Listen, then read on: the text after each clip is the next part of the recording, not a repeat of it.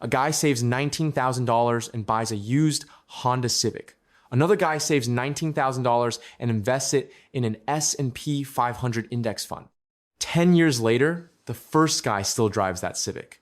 The second guy has $41,000 working for him while he sleeps. Same discipline, same sacrifice, completely different life trajectory. Here's what gets me. Most people think the magic number for financial freedom is somewhere around $1 million. Maybe 2 million if you live in an expensive city. But I've spent the last decade watching hundreds of people build wealth, and I've noticed something that nobody talks about. There's a much smaller threshold that separates people who will eventually become wealthy from people who will spend their entire lives stressed about money. That number is $20,000.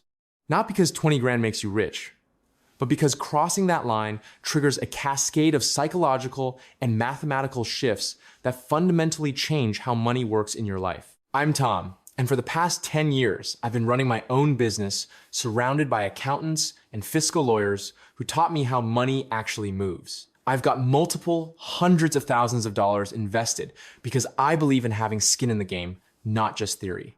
And what I'm about to explain is something most financial advisors will never tell you because they're too busy trying to sell you on the dream of becoming a millionaire to notice the actual inflection points that matter. By the way, I built a free early retirement calculator because most online ones are mathematically wrong. It uses BlackRock and Vanguard logic to expose the weak points in your plan, and I only ask for your email to send the report so I don't store any of your financial data. Link in the description. Think of money like a boulder on a hill. When you're starting from zero, you're pushing this massive rock uphill against gravity. Every dollar saved feels like pure strain. You're sweating, grinding, questioning if this is even possible. Most people give up here because the math feels impossible. Save $500 a month and it takes you 40 months just to hit 20,000. That's 3 years and 4 months of discipline. But here's what actually happens at that $20,000 mark. You finally push the boulder to the crest of the hill. And once you cross that ridge, gravity stops working against you and starts working for you. Everything before this point is pure friction. Everything after this point is momentum. Now you're asking yourself, why 20,000 specifically? Why not 10 or 30 or 50? The answer is part psychology, part mathematics, and entirely about how your brain processes risk and opportunity. Let me start with the part nobody wants to admit.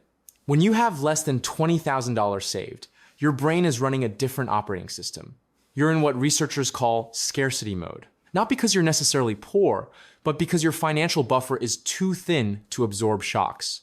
Your car needs a $2,000 repair, and suddenly you're making decisions based on fear instead of strategy. You take whatever job offer comes first because you can't afford to wait for something better. You stay in situations that drain you because leaving feels too risky. Your entire decision-making framework is filtered through one question: how do I survive until next month? This isn't some character flaw or lack of discipline. When Princeton researchers studied this in 2013, they found that financial stress literally reduces cognitive capacity by the equivalent of losing 13 IQ points. You're not thinking clearly because you can't. Your brain is too busy running threat simulations and calculating how to avoid disaster. But watch what happens when someone crosses $20,000. Vanguard published data showing that people with just $2,000 in emergency savings report a 21% increase in financial well-being. 2,000. That's less than most people spend on a vacation. When you push that number to 3 to 6 months of expenses, which for most people lands around 20,000, you get another 13% boost. But more importantly, you've created enough breathing room that your brain can finally switch operating systems. Instead of asking, how do I survive? You start asking, how do I grow this? Here's where the math starts getting interesting. And this is the part that will make you rethink every financial decision you've ever made. Let's say you're saving $1,000 every month and earning 8% annual returns on your investments. Nothing fancy, just consistent contributions to a boring index fund. Getting to your first 20,000 takes you about 19 months. A year and a half of discipline, sacrifice, delayed gratification. It's brutal. Most people quit somewhere around month 7 when they realize how long this actually takes. But here's the part that breaks people's brains. Your second 20,000 doesn't take another 19 months. It only takes about 17 months. You did the exact same amount of work, saved the same amount of money, took the same level of risk. But you just shaved 2 full months off the timeline. Why? Because now that first 20,000 is working alongside you, generating its own returns while you sleep. By the time you're going for your third 20,000, the timeline shrinks to 15 months. Your money is doing an increasing share of the heavy lifting while your effort stays constant. When you hit 100,000 invested, which takes about 5 years of consistent saving, something almost magical starts happening. That 8% return is now generating $8,000 per year. That's 2/3 of your annual contribution showing up automatically. Push it further. Once you reach 400,000 in your portfolio, you're generating $32,000 per year in returns. You can now add your next 20,000 in just 7 months without changing your contribution amount at all. The same milestone that took you nearly 2 years initially is now happening in less than half that time. This is compound interest doing what Einstein allegedly called the 8th wonder of the world, though I actually read the SEC filings and he probably never said that. But the principle holds. Small differences in starting points create enormous differences in outcomes over time. Now, you might be thinking that wealthy people must have access to some secret investment opportunities that regular folks can't touch. Like there are exclusive hedge funds or special deals that only unlock at certain wealth levels. And look, at the ultra high end, there are qualified investor rules and private equity opportunities that require accredited investor status. But that's not what's driving the $20,000 phenomenon. The real secret is embarrassingly simple. It's just arithmetic. When you invest $1,000 and it grows 10%, you make $100. Take that exact same 10% return and apply it to $20,000, and suddenly you're looking at $2,000 in profit. Same investment strategy, same time frame, same level of risk. The only difference is scale. And scale transforms percentage gains into actual money that matters. Here's what this looks like in practice. Imagine 2 people, both 30 years old, both decide to get serious about investing. Person A manages to scrape together $20,000 and invests it. Then life happens. They get busy, they forget about it, they never add another dollar. Person B procrastinates for 5 years, then at age 35 starts investing $1,000 every month. Who do you think comes out ahead at age 60? Person A, who made one single $20,000 investment and then completely ignored it, ends up with $214,000, assuming 8% returns. Person B, who showed consistent discipline for 25 years, contributing $12,000 annually, ends up with $973,000. Obviously, person B wins. But here's what's interesting. Person A only contributed $20,000 total. Person B contributed $300,000. Yet person A's single lump sum at age 30 generated $214,000 in wealth without any additional effort. Now imagine person C, who does what person A did, but also adds $1,000 monthly like person B. They hit $1.18 million. That initial $20,000 head start is worth over $200,000 in final wealth. Same monthly contributions as person B, but that early foundation compounds into an extra $214,000 just for starting 5 years earlier. This is why hitting $20,000 first is so critical. It's not about the amount itself. It's about buying yourself time in the market before inflation, lifestyle creep, and unexpected expenses make it harder to save. To be fair, $20,000 doesn't make you immune to financial stress. You can still make catastrophically stupid decisions, but it does something more valuable. It changes what you're optimizing for. Before you have $20,000 saved, every financial decision is a negotiation with fear. Should I take this job that pays more but sounds miserable? Probably, because I need the money. Should I ask for a raise? Better not, they might fire me. Should I explore starting a side business? Too risky, I can't afford to fail. After 20,000, the calculation completely changes. You've got what I call walking away money. You could quit tomorrow and survive for months while finding something better. This doesn't mean you should be reckless or burn bridges for fun, but it means you're negotiating from a position of strength instead of desperation. I watched this play out with a guy I know who worked in corporate finance.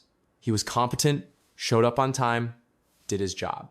But he was deeply risk-averse about his career because he had maybe $3,000 in savings and a lifestyle that consumed everything else. His boss knew this. Everyone in the office knew this. So when promotion time came around, he got passed over repeatedly for people who were more willing to push back and advocate for themselves. Then something shifted.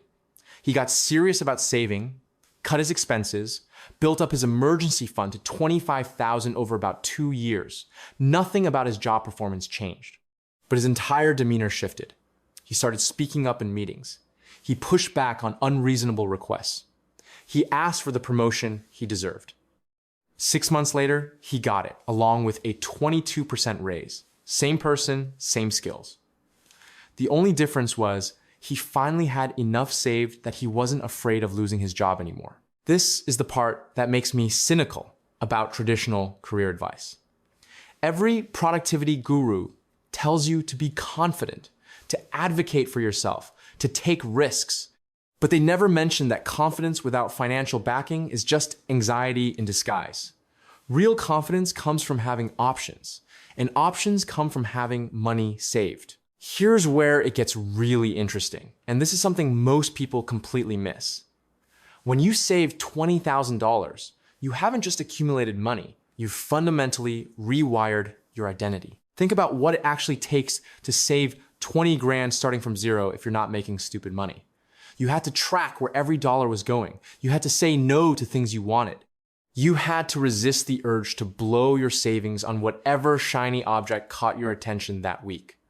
Most importantly, you had to do this consistently for months or years. You became the type of person who can delay gratification when it matters. This identity shift affects every financial decision going forward. Before you had 20,000 saved, buying a $4 coffee required mental gymnastics. After you hit 20,000, you're not sweating small purchases anymore because you know you have your priorities straight. You've proven you can make the big sacrifices when necessary. But there's another shift that happens here that nobody talks about. You start seeing opportunities instead of just threats. When you're living paycheck to paycheck, every unexpected expense is a disaster. Car needs repairs, catastrophe. Laptop dies, financial crisis. Rent increases, time to panic. But with 20,000 in the bank, these same events become minor inconveniences. Your car needs repairs, annoying, but not catastrophic. Your laptop dies, time to upgrade to something better. Even better, you start noticing opportunities that were always there, but you couldn't act on before. A friend mentions they're starting a business and looking for investors. Before, you would have thought that sounds interesting and moved on. Now, you can actually consider throwing 5,000 at it and running the numbers. A killer deal pops up on a rental property that needs work. Before, you would have scrolled past it and felt envious. Now you can evaluate if it makes sense. This is what wealthy people mean when they say money goes to money. It's not some cosmic conspiracy. Having money gives you options, and options create more opportunities to make money. Let me give you a concrete example of how this plays out. 2021. A guy I know had been saving aggressively and had about 30,000 in his investment account. The market takes a dump. Everything's down 20, 30, 40%.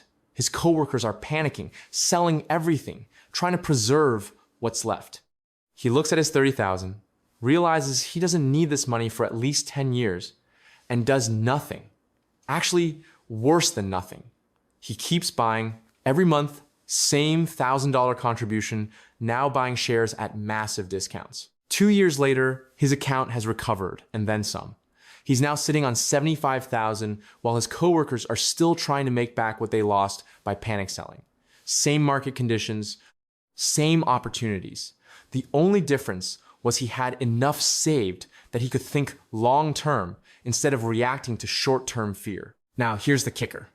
And this is the part that will probably make you laugh or get angry depending on where you are financially. The average American spends more on their car over their lifetime than they need to achieve financial independence.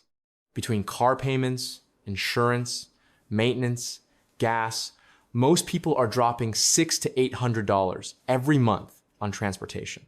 Over 40 years, that's somewhere between $300,000 and $400,000 just to get from point A to point B. Meanwhile, they're complaining they can't afford to save for retirement. They're stressed about money. They're working jobs they hate because they need the paycheck. And they're doing all of this while making a choice every single month to prioritize looking successful over actually becoming successful. This is where having $20,000 saved completely changes your perspective on major purchases. That $30,000 car isn't just $30,000. It's $30,000 that could have grown to over $200,000 in your investment account over 25 years, assuming 8% returns. Suddenly, driving a reliable used car doesn't feel like a sacrifice. It feels like a strategic choice funding your future freedom. To be fair, I get it. Cars are emotional purchases. You want something reliable, something that looks good, something that makes you feel like you've made it. There's nothing wrong with that as long as you understand what you're trading. That car payment might make you feel wealthy today, but it's actively keeping you poor tomorrow. The beautiful irony is the person driving the flashy new BMW is probably stressed about money, while the person driving the older Toyota is quietly building wealth and sleeping better at night. This isn't some moral judgment. It's just math playing out over time. Look, I'm not saying $20,000 is enough to retire on or that it solves all your problems. I'm saying it's the inflection point where the physics of money fundamentally changes.